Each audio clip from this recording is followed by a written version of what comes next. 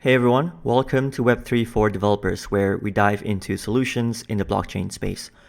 Today we're going to talk about ERC-4337, which is a standard in the Ethereum ecosystem, otherwise known as account abstraction.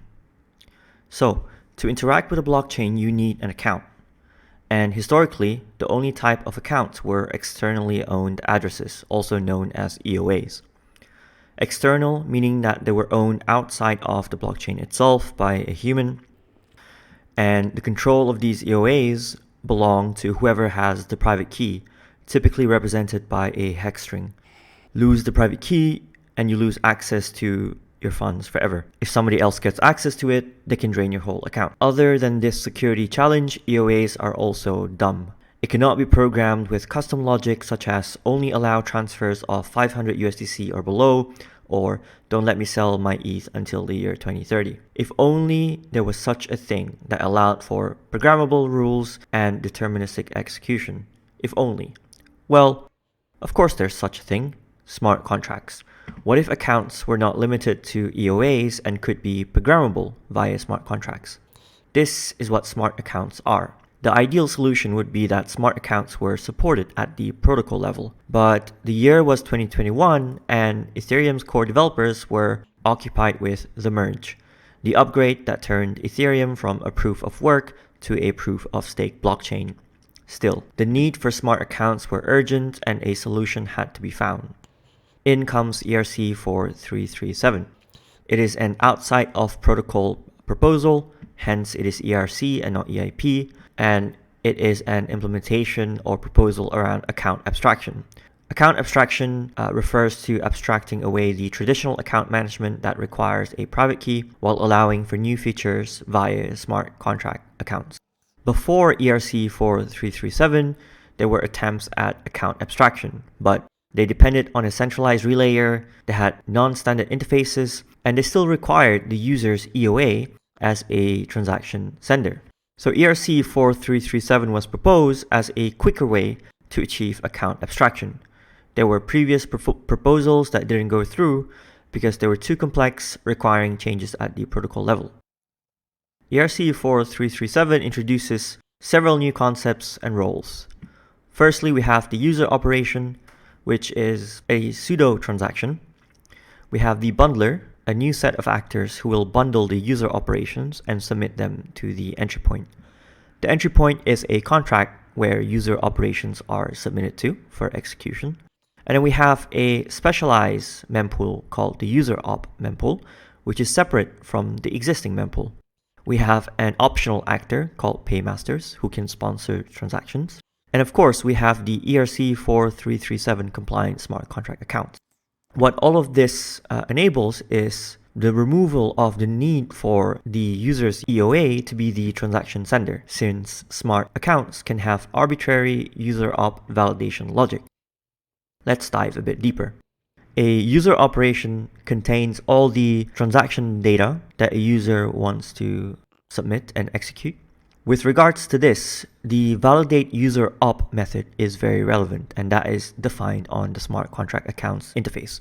Bundler. A bundler signs and submits bundles of user operations, and it acts like an EOA because the protocol wasn't changed, and so a transaction still requires an EOA to submit the transaction, but the difference is that it doesn't need to be the user's EOA. There can be many bundlers. Operating a bundler is permissionless. Anyone can start one. Most apps use known bundlers, such as the ones operated by Alchemy and Pimlico. The analogy here is that the bundlers act like block builders for user operations.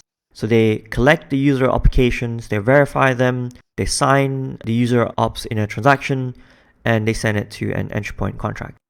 The entry point validates and executes user operations. They can deploy smart contract accounts in the same user op transaction if the smart contract account does not yet exist. It has a singleton design, so there's meant to be one entry point instance per chain. But in reality, there are now various versions live. Currently, there are 0.6, 0.7, and 0.8. Paymasters are an optional actor in the flow. A user operation can contain a paymaster and data field, and if it is specified, then validate paymaster user op is called. And if the user op is permitted to use the paymaster, then the paymaster will sponsor the user operation on behalf.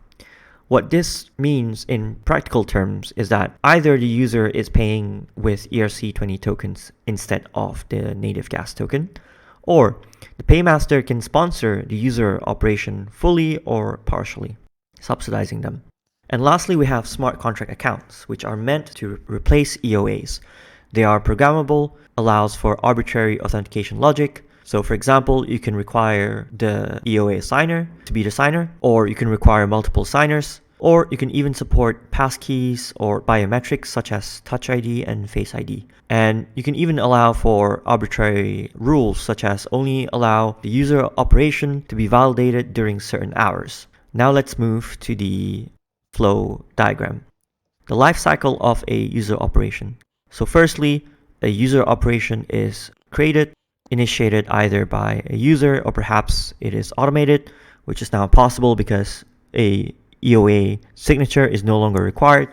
The user operation is sent to the user op mempool, operated typically by the bundler, and the bundler will handle things such as just validating that the user op is valid before they bundle it up, and then they will send it to the entry point contract in a regular transaction. So it's sent in batches or in bundles.